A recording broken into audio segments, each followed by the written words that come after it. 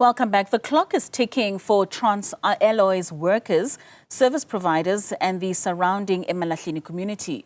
The company, the only remaining manganese smelter in the country, gave a Section 189 notice, which means large-scale retrenchments are on the cards. If the business fails to reach some energy master plan agreement with the government, Eskom and the National Energy Regulator of South Africa, the job cuts could happen as soon as the end of February.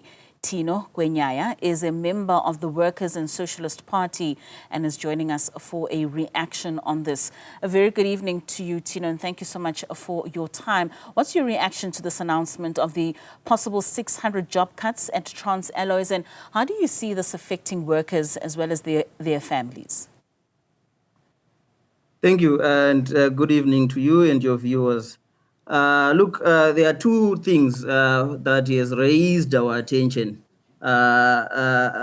given the announcement by Transalloys yesterday. The first is obviously what is evidently a way of blackmailing the state into subsidizing Transform, so Transalloys. And we condemn certainly these actions in the strongest possible terms. For us, it amounts to effectively gambling with workers' jobs and livelihoods, and that certainly we cannot accept. The second aspect is obviously we call for the nationalization of Transalloys in particular, but also the smeltering industry in particular. And we also then call for, alongside that, we call for the nationalization of, renationalization, in fact, of Eskom, which whose privatization, whose ongoing privatization and unbundling is at the heart of this crisis. So those are the main things that are of particular concern to us. You spoke about the blackmailing of the state by Transalloys. Do you believe that the current energy policies and the tariffs are directly responsible for the crisis that's faced by Transalloys? Well, to a particular extent, but obviously Transalloys bears some responsibility to what is transpired. But certainly, I mean, the heavy chunk of that burden, of the crisis, has been created in particular over the past 10 years. We've seen an increase of 1,000% in the electricity tariffs, and that is a devastating impact, on the economy. It has deindustrialized the economy. It has raised exponentially the cost of living. It has left millions of millions of families without their livelihood, without a source of livelihood. It has deepened the crisis of poverty and inequality within the economy. So that is precisely at the heart of the crisis. But Transalloys actions come obviously at the end of what has been a brutal year for workers, in particular, brutal job losses that we've seen, where workers have borne the brand of Eskom's crisis. I mean, that is the reality of it, is that the working class and the poor have borne the brand of the crisis of Eskom. They've had to foot the bill of what has happened. And what will inevitably happen is that what Transalloys is asking for is for the working class, and in particular, rather the members of the public and the working class in particular, to basically subsidize it. And once it has returned to profitability, those profits will continue to remain privately owned by the owners of Transalloys. So that is something that we cannot accept, and that's why we're calling for nationalization. In calling for this nationalization of not only Transalloys, but the smeltering industry as a whole, do you see any potential for government's intervention then in supporting for manganese producers in order to save jobs and sustain the industry? Well, government certainly has a responsibility.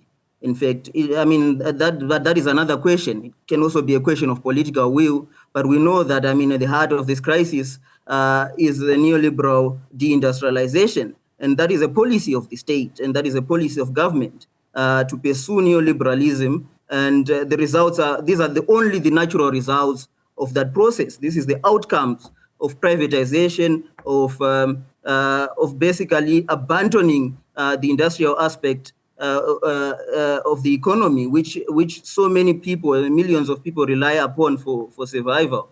So that is something we can obviously not wait for the government to act. I mean, that's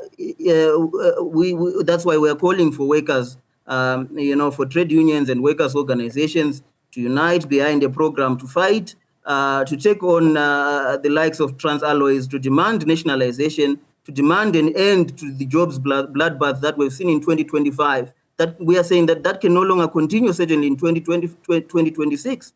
And we want to put an end to that. And in just the line of this nationalization, are you not worried about the other implications that could come with this, that being of political interference and possible corruption that could also emanate from this?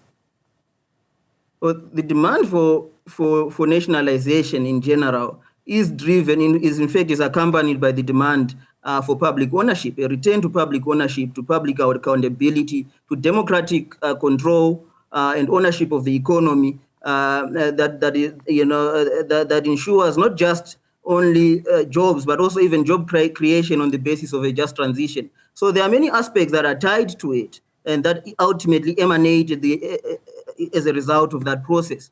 So we are saying that because as a result of this, privatization of ESCOM in particular, what we've seen is the excessive corruption that is resulted from that, from outsourcing, the overpricing of particular services offered to ESCOM, tenderpreneurship that has been parasitic and has led to massive debt in ESCOM. So we are saying that in order to reverse the tide of that, nationalization of ESCOM is a necessary step forward. It is indispensable towards that process. And in your view, how does the energy crisis as well as the high input costs reflect in terms of the broader issues of economic inequality and policy neglect? Well, it is certainly, what we know is that it has deepened poverty. Well, obviously with job losses that has happened, there's just deepening poverty. Unemployment has risen, to untenable levels. Youth unemployment is high, but also in general, the cost of living has gone up for many families, many households unable to afford the price hikes of ESCOM.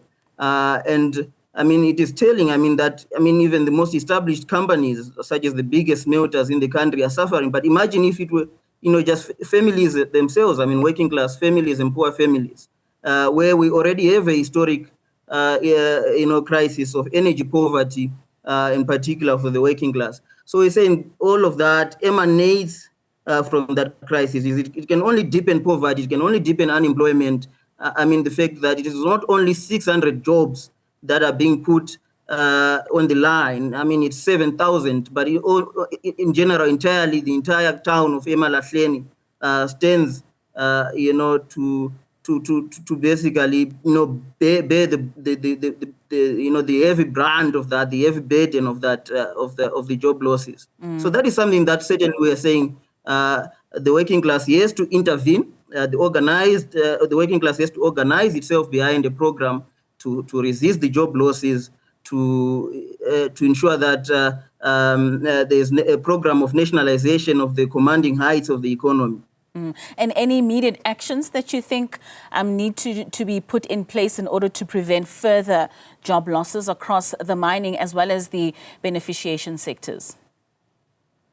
Well, we know what is to follow. Following the concessions that are being made by ESCOM, in particular to the industries where jobs stand mostly to be lost, is that what we demand is that for that to be accompanied not just with subsidization, but also with the nationalization of the industries that are being subsidized by the public.